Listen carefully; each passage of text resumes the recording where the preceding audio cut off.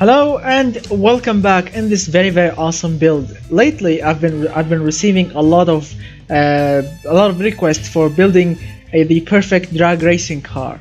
And before I made this car, I was trying to make a 1970s Dodge Dart, a car that looks like a Dodge Dart, 1970, 1969, whatever the year of the model was. You know, the Dodge Dart. It looks absolutely mean and drag racing ready. And I really made it like an old school drag racer with ladder chassis, leaf springs in the rear, really wide tires, slick tires. Unfortunately, in automation there are no the drag race slicks, so I had to use semi slicks. That's the best option available in the automation game. And a big V8 in the front with like 600. I tried with 600 horsepower, 700, then 800 horsepower, but unfortunately, like the quarter mile time, the acceleration from 0 to 100 time, it wasn't really that much impressive. It was really rubbish actually, and I was surprised by that. And I did every possible option and every possible trick in the book so I can make it to behave and to accelerate like the real drag race cars, like the real ones in real life. But that wasn't gonna happen, so I'm gonna postpone on that car and work on it later. See if I can put more power into it. Maybe it will be quicker, or maybe change the chassis material, maybe, or change the body material. I don't know. I'm gonna figure something out. So I did this instead. A very lightweight hatchback with a massive engine in front, all-wheel drive drag racer. I think I made one before, but I'm trying to beat it. I'm trying to do a better one, or maybe I didn't do it because I may forgot or something. So this is something extremely quick. So let's start by viewing all of the options on the vehicle. But before I start with the video, please, I really appreciate it if you like the video, if you really enjoyed the video, to hit that like button. And if you are new to the channel, get subscribed and watch all my previous videos, because I promise you will like them all. Like, I made more than 650 videos for automation game. Like, every possible option, every possible engine that you can think of, it's available. I already made a video about it. And if I didn't make it, if I didn't make that engine or the car in your mind, but let me say another thing. No, I cannot make a replica of real cars, but I can design like custom cars that looks like the real deals. But okay, you get the point. If I didn't make those videos, tell me in the comment section below, or add my Snapchat so I can add you on the group, so you can request a video over there. My Snapchat username is LordBAS94, LordBAS94. Add me and I will add you on the group. Alright, so let's start with this amazing car. We have carbon fiber panels, or as everyone will understand, carbon fiber body. Panels means the body, like the fender, the hood, the trunk, the doors. Basically every possible panel is made from carbon fiber. Monocoque chassis type, which is the best. Chassis material, carbon fiber, it's the best also, and the lightest and the most stiff and the best in the racing world.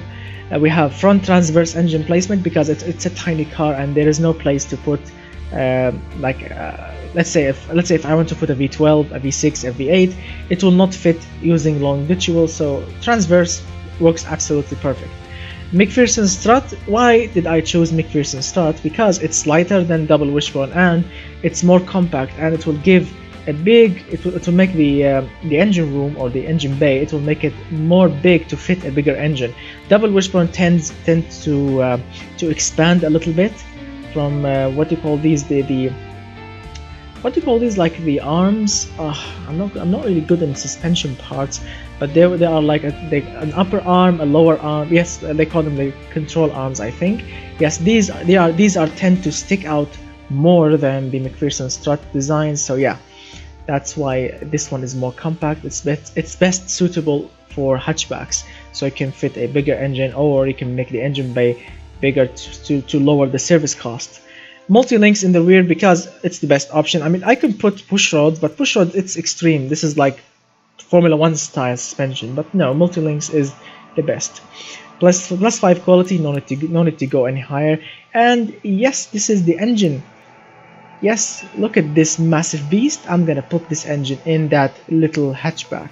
Yes, it's a 5-liter V8 engine.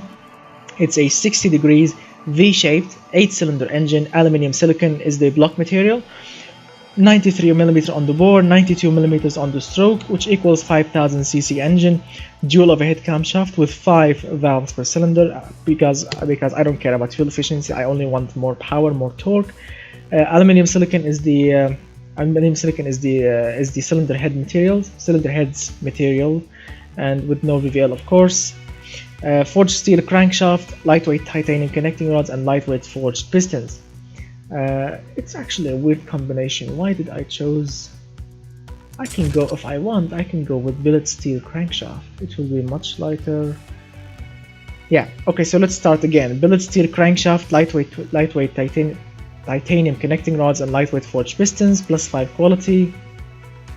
We have a 10.3:1 is the compression ratio, with 93 on the cam profile, and variable valve timing on all cams with +10 quality.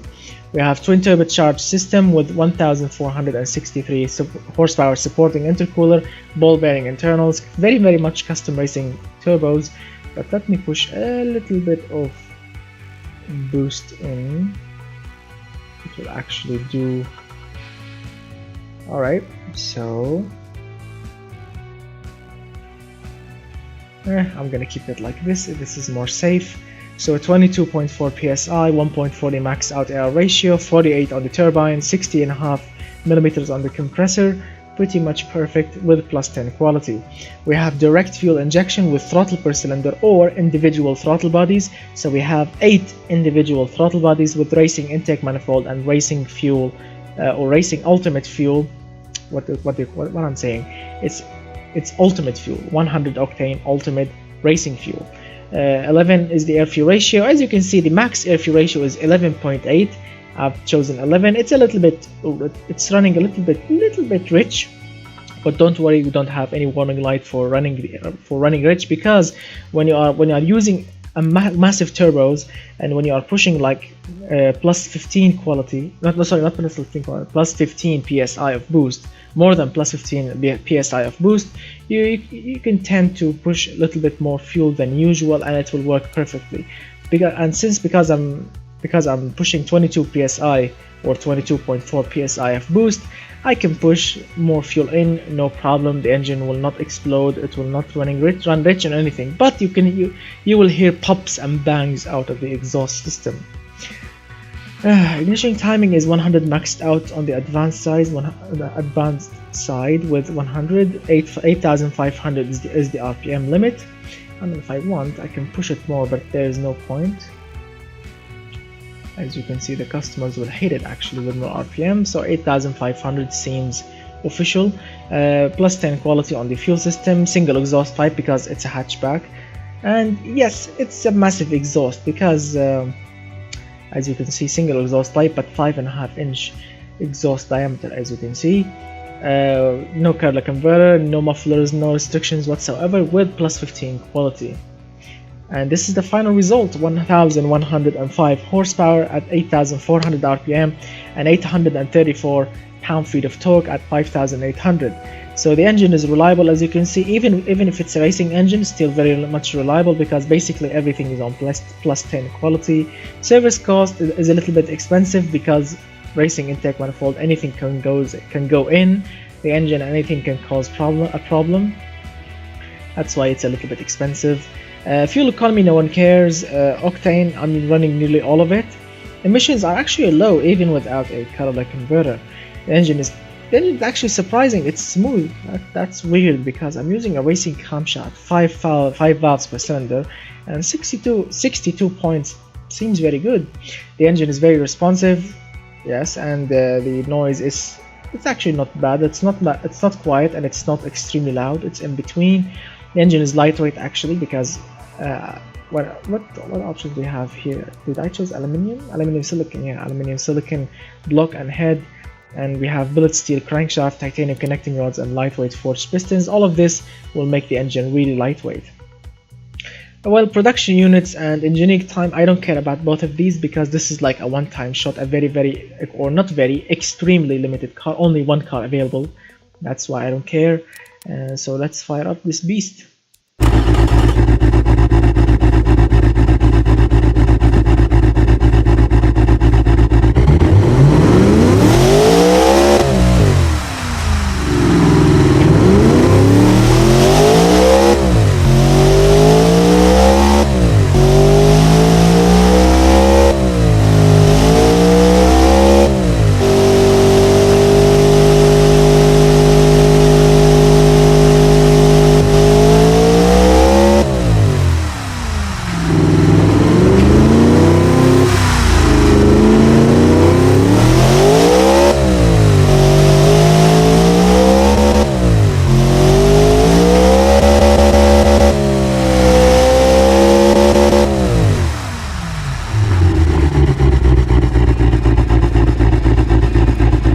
That's massive power, torque. I mean, the looks, the sound, very brutal. I like it. I like it very much. And as you can see, the headers actually they look different because when you choose a single exhaust pipe, and especially with the hatchback, the exhaust manifold or the turbo header, it will look different on each side. So this one is basically down and then up. This one is just down, as you can see, because of the way the engine will sit in the car. Moving on, I have chosen this coupe hatchback or two-door hatchback. As you can see, zero quality, this white looking normal color. And so these are the fixtures on the car. We have these headlights, twin grille, front logo, normal side mirrors, door handle, this vent here, fuel filler cap, these taillights, license plate holder. I don't know why this is a drag racing car, but still looks good. Single exhaust pipe. Actually, this exhaust pipe should look a lot bigger. No, not that much, like this, because 5-inch exhaust diameter. Yep. We have the logo. We have a rear wing or rear. This is a wing or what? Okay, I'm gonna call it a wing or a spoiler. Let's see, what do they call it here? So this is a wing. This is a spoiler. Okay, so this is a spoiler. Perfect. And these racing rims look absolutely amazing. So this is the results. Let's see, I've chosen transverse all-wheel drive, of course. All of this power, yes, can you imagine all of this power on the front wheel drive only? No, it will never work. Never. So all-wheel drive, dual clutch, 7-speed gearbox, 364 kilometers per hour is the gearbox top speed, with 18 is which is extremely low spacing but very much effective. As you can see, 0 to 100 time is 2.1 seconds, extremely quick. It's like super bike territory. We have a wheel spin of only 4.9%, which is perfect. I tried really hard to go lower than this, but no, it will never happen. So this is as low as it will get. Electric limited slip differentials, that's needed, of course. 49% of the power goes to the front, 51% to the rear. Yes, I know it's a weird balance, but this is as much good as it will get. +5 quality on the gearbox and differentials. Radial semi-select tires. 225 front and rear is the width of the tires. We have 5 on the offsets for the front and rear. 17-inch is the rim diameter, with 630 on the tire diameter. Carbon fiber rims with +5 quality. Carbon ceramic front brakes, 6 pistons in front, 350 millimeters in the front. Also carbon ceramics in the rear, on the rear, with 6 pistons options, or 6 pistons on the rear brakes as well, with 305 millimeter on the rotors. 67 on the pad type, with 75% of the brakes goes to the front and 25% goes to the rear, with zero quality. We have fully clad under tray. Using downforce is a big mistake. I chose it. I've chose it before I chose the fully clad and made the car slow. Yes, it made the car to corner. It made the car cornered really hard, but unfortunately, I'm not really looking for a cornering car, a handling car. No, I'm looking for a drag racing car. I'm looking for a very extremely quick 0 to 100 time and very quick quarter-mile time. So I don't care about downforce as long as it doesn't touch or it doesn't affect the quarter-mile time. So fully clad, it's good. The car can corner hard, but downforce will kill quarter-mile time, but it will make it corner harder, so fully clad is the best option. Active rear wing, of course, that's good, or rear spoiler as we call it. Let's see, cooling flaps also available. So the front lip is 100% is the wing angle of it, and the rear wing, or just the rear spoiler, whatever, 100 also on it. The engine cooling airflow is 53, no need to go any higher. Brake airflow is 100 with +5 quality on Aerodynamics. Let's see, we have a single seat only, it's a drag racing car. Basic interior, no entertainment, -15 quality, so I can make it as light as possible. Electric variable power steering, electronic stability control plus launch control.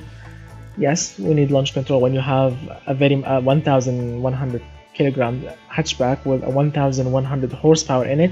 Yes, I think you need a hatchback and electronic stability control, so you don't kill yourself. Basic 10 safety with -6 quality. I mean, if I can go less, actually I can go less if I want. Alright, so let me go less. Alright, like this, -8, but let me go back here. Yes, now that's a problem. Alright, so 4.7%, that's good. So because we have decreased the weight of the safety equipment, we can push it to 50% front and rear power distribution, and we can get it to 4.7%. That's very good. Oh. Perfect. We have standard springs, semi-active dampers, and active sway bars. Very custom suspension setup. We have positive half a degree of camber in the rear, negative 1.9 degrees in the front for the camber. Spring stiffness is 3.0 in the front, 2.60 in the rear. Damper stiffness is 2.60 front, 1.80 in the rear. Sway bar thickness is 2800 in the front, 2200 in the rear, with 124 millimeters on the ride height with +5 quality. So this is the final result then. The car can do 362 km per hour is the official top speed for it. 0 to 100 time in 2.1 seconds, or 2.10 as you can see. 80 to 120 km per hour in 0.9 seconds, extremely quick. And let's see what we have here. Quarter-mile time in 8.7 seconds, that's extremely quick. No brake fading, stopping distance is perfect. We have active downforce. The car can tow nearly half a ton. You can put 311 kilograms of cargo in it. And as you can see, power to weight ratio, this is actually very good. Really good. More than that. I mean, we have killed more than the halfway. That's awesome. 1141 kilograms, that's the weight. Perfect. Weight distribution, well, it's okay because there is a big heavy engine in the front and nothing in the rear. 64%, 35% rear, that's very good. Alright, so the car can do 13 miles per gallon. Well, who cares? Emissions, well, there are no catalytic converters, so who cares? Reliability, the car is actually surprisingly reliable. You know, off-road, of course. Utility, that's surprising. Practicality, this is also surprising. But I think because it's a hatchback and it's practical, yeah, you get the point. The car is pretty much drivable. Anyone can sit in it and go drag racing with it, no problem. Anyone can drive 1100 horsepower, that's hilarious. It's very sporty, it's not comfortable at all because it's a racing car, and it's not prestigious because you cannot go on the street with it. I think it's illegal, but maybe you can. Safety, well, it's a racing car, so no one cares. No one cares that much. I mean, yes, 35%. It has there are some safety equipments in the car. Don't worry, there are seat belts. I mean, if you want to know what kind of safety equipments, you can read them here. We have safety glass. We have, as you can see, we have seat belts. What else we have? Extensive dashboards, some rear armrest padding to provide computer finite element energies to component. Wow, that's good actually. The fuel pump is electrical system and have an internal switch to shut them off. So shut them off in an accident. That's very good. Airbags are provided. Firewall, roof pillars. Everything is perfect. So it's actually good. It's not bad at all. I say basic safety equipment, basic 10s. Remember, this is basic 10s, so they are good, not bad. So let's go to the test track and see what's what. So as you can see, I already ran it around the test track and it did 109.45, but I think it will change. I need to check something. Let me get it to 49%. Still the same. Alright, so 50-50. Alright, so let's fire it up.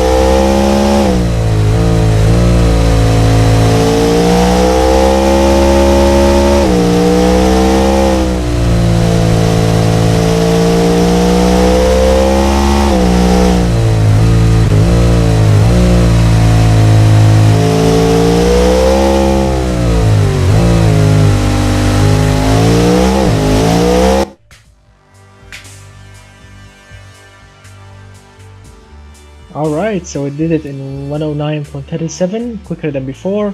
That's very awesome. Alright, so let's go to the automation test track because I think you already know why. I'm always interested in this straight line here.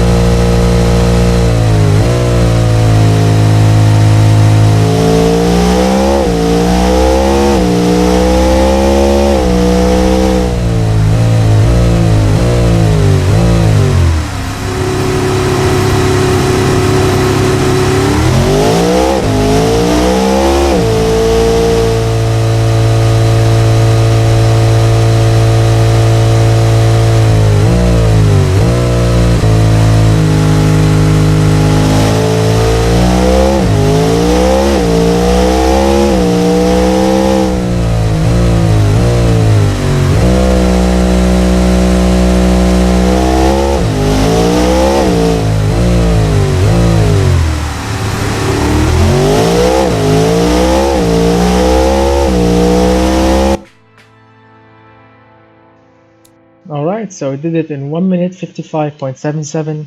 Wow, extremely quick. I mean, any car can do this test track under 2 minutes. I consider it very quick. That's very awesome. 1 minute 55 from this beautiful looking hatchback. It's actually looking good. Look at this front carbon fiber lip. I mean, I hate these tail lights. Let me change them. Alright, so let me put something weird inside them. So these, alright, so this is like a lip around it. This is the inside, I think. Carbon fiber insides. That's actually good. How about this? Carbon fiber. That's awesome. So these are the reverse lights. No, actually the lights are wrong. So this should be, I think, the indicator, and this should be the reverse light, I think. Reverse lights, and that's the brakes. Right? Now that is looking That is looking actually good, not bad at all. Or let's run LEDs. Alright, choose it like this. So these will be like LEDs. They will light up in orange, but they will remain white all the time, so they can look good. How about the front? Let's see. Carbon fiber. That's good. So this is the lip. These are the lights. Alright, perfect. Let's go crazy like carbon fiber grill. Carbon fiber grills. And of course, carbon fiber mirrors. Alright. Carbon fiber door handles maybe. Carbon fiber fuel filler cap. That would be hilarious. I mean, how much weight you can save by making this from carbon fiber? I guess this one should be carbon fiber as well. So basically, like, I mean, the whole body is made from carbon fiber, but why not the fixture? The fixture should be made from carbon fiber. I mean, if I want, I can make this one also from carbon fiber, but it will look hideous. Well, I have an idea. How about choosing this? Alright, now the car looks mean. And the rims, carbon fiber. But the brakes, yes, check it out. Yellow, racing yellow brake calipers. I don't know, but they always the combination always between racing yellow and carbon fiber or black. It's the best combination ever, don't you think? I think that. Tell me what you think about it in the comment section below. I don't know, I think I can actually paint the bonnets carbon fiber. Whoa, check it out. Now that is amazing. So the bonnet can be carbon fiber. Let's see, wheels. What is this? Primary wheel lip. No, hideous. How about this? No, hideous as well. Secondary, we have no secondary. Let's see, bonnet, bumper, primary body, all trim slots. Perfect. Now I think this is looking absolutely brutal, right? Wow, I really love the shape of this car. Check it out, check out this beautiful carbon fiber. Everywhere you look, carbon fiber. Alright, so thank you so much guys for watching. Please, I would really love to hear from you in the comment section below about what do you think about this beast. So thank you so much guys for watching, and I really hope that you enjoyed it. If you enjoyed the video, again, hit that like button, get subscribed, share the video, you know the drill. Watch all my previous videos, because I mean, this car, I'm really impressed with the looks. I mean, I never painted I've never chosen a hood or a bonnet with carbon fiber on it. I always put the whole car with the same color, but yellow and carbon fiber, this is just wow indeed. So thank you so much for watching. I'm gonna just keep looking at this car for a while. So bye bye for now.